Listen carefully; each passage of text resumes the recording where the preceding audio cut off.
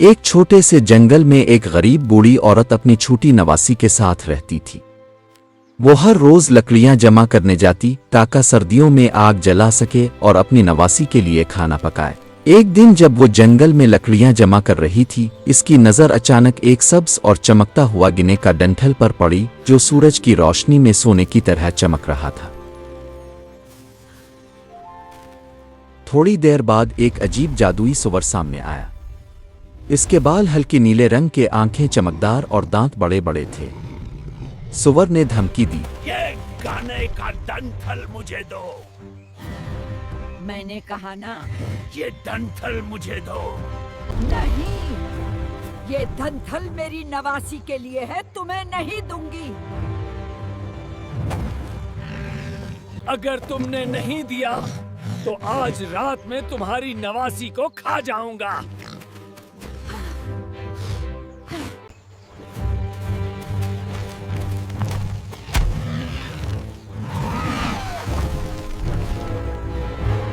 Bogie औरत घर पहुंची, दिल में खौफ और फिक्र लिए, और दरवाजे के पास बैठकर रोने लगी।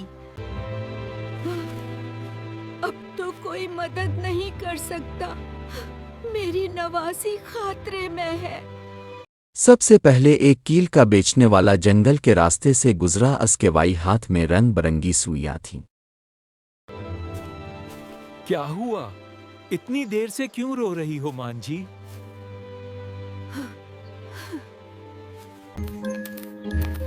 रात को जादुई सुअर मेरी नवासी को खा जाएगा। मैं ज्यादा कुछ नहीं कर सकता, लेकिन ये लें, ये सवैयां आपके लिए हैं। बूढ़ी औरत ने सवैयां दरवाजे के बाहर गाड़ दी ताकि सूर जब आए तो जख्मी हो जाए। थोड़ी देर बाद एक आदमी कीकड़ों का टोकरा लेकर आया। कीकड़े पानी में चल रहे थे और चमक रहे थे। क्या मसला है? रात को एक जादुई सूर मेरी नवासी को खा जाएगा। मैं ज्यादा मदद नहीं कर सकता, लेकिन ये आधे कीकड़े आपके लिए हैं। बूढ़ी औरत ने केकरे पानी के बर्तन में डाल दिए, दरवाजे के पीछे। उसके बाद एक किसान अपना बैल लेकर आया जो बड़ा और मजबूत था।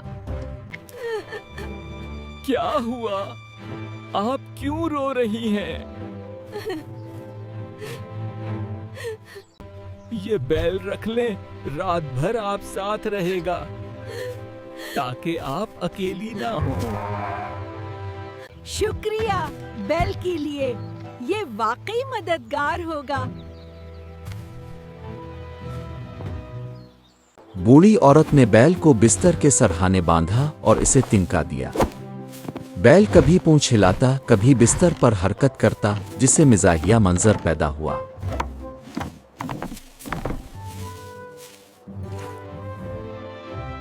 अब शाम होने लगी थी। आसमान नारंगी रंग में बदल रहा था। बोगी औरत अभी भी दरवाजे के पास बैठी थी। आधी रात के करीब एक आदमी अपना घोड़ा लेकर आया। घोड़ा सफेद और खूबसूरत था। जब इस शख्स ने सारी बात सुनी तो कहा, क्या हुआ है? आप क्यों उदास हैं?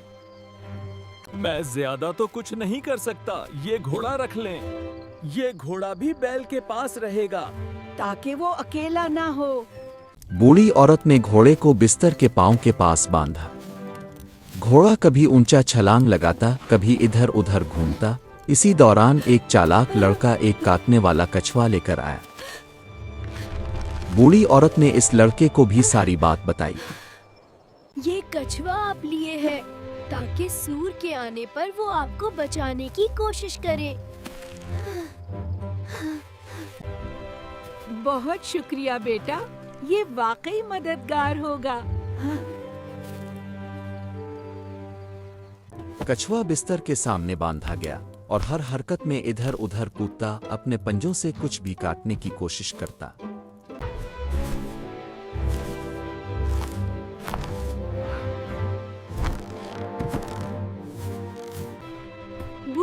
औरत अभी तक दरवाजे के पास बैठी रो रही थी। उसके आंसू रुकते ही नहीं थे। अचानक दूर से भारी चीज घसीटने की आवाज आने लगी। कुछ आदमी रास्ते से गुजर रहे थे। अम्मा, आप क्यों रो रही हैं? क्या हुआ?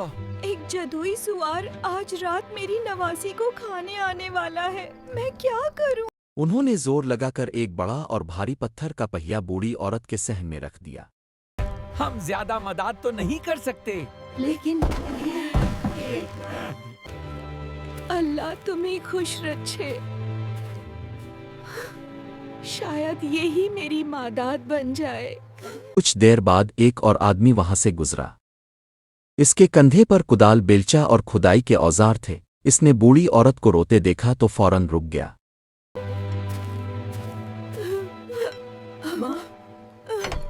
अम्मा, आप इतनी परेशान क्यों हैं?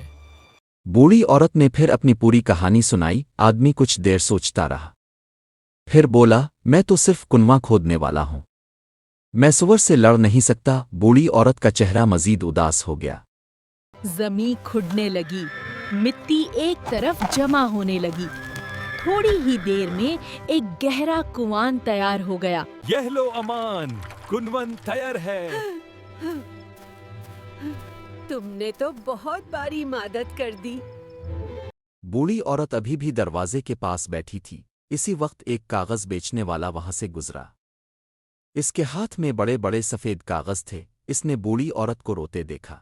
बूढ़ी औरत ने फिर अपनी कहानी सुनाई। मैं ज्यादा मदद तो नहीं कर सकता, लेकिन ये पेपर रख लें, शायद ये भी काम आ जाए। बोझी औरत ने पेपर लिया, आहिस्ता आहिस्ता सहान की तरफ गई और उसने चाशनी के ऊपर सफेद पेपर फैला। अब सब जाल तैयार थी।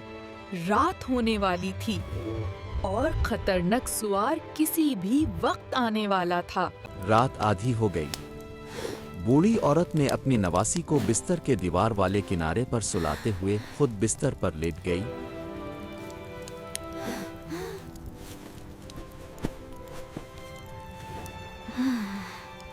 घर के अंदर बैल, घोड़ा और कछुआ भी खामोशी से खड़े थे, जैसे सब किसी बड़े खतरे का इंतजार कर रहे हो। रात का वक्त था। हर तरफ गहरा सन्नाटा छाया हुआ था। वह आहिस्ता आहिस्ता दरख्तों से टकरा रही थी। बूढ़ी औरत और उसकी नवासी डर के मारे खामोशी से बिस्तर पर लेटी हुई थी। अचानक दरवाजे पर एक जोरदार टुकर लगी। अचानक सुवार ने जोर से दरवाजे पर टक्कर मरी और बोला, दरवाजा खोलो। जदूसूर पूरी ताकत से दरवाजा तोड़ने लगा, लेकिन जैसे ही उसने जोर लगाया, ये क्या है? मैं सुइयां सोर के पाँव और नाक को चुभ गईं और वो घबराकर इधर उधर लड़खड़ाने लगा। सुअर इधर उधर दर्द में उछलने लगा और जोर से चिल्लाया, ये क्या है? मेरे पाँव, मेरी नेक। अब सुअर को शदीद प्यास लग चुकी थी। अब वो हपाता हुआ पानी के बर्तन की तरफ बढ़ा। वो पानी के बर्तन की तरफ गया और केकरों ने उसके कान पकड़ लिए। केकरों ने उसके कान और नाक को जोर से पकड़ लिया। सुअर इधर उधर कूदने लगा। गुस्से में सुअर बिस्तर की तरफ बढ़ा और जोर से चिल्लाया, अब तुम नहीं बचोगी, मेरी दुम छोड़ो मुझे।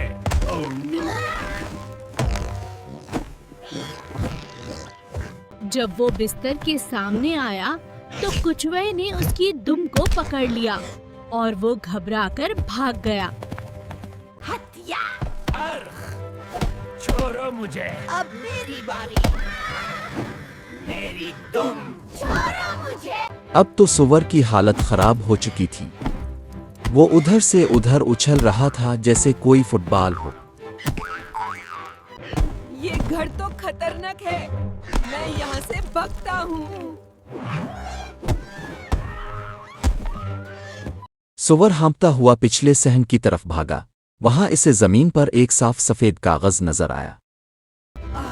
आखिरकार आराम करने की जगह मिल गई। नहीं,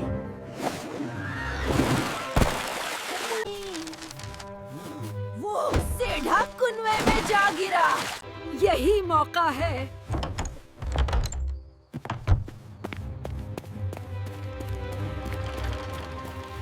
पहिया कुएं में जा गिरा और जादुई स्वord हमेशा के लिए खत्म हो गया। अब सब कुछ पुरसुकून था। बुरी औरत ने अपनी नवासी को गले लगा लिया। हम बच गए। और हमारे छोटे छोटे दोस्तों ने हमें बचा लिया।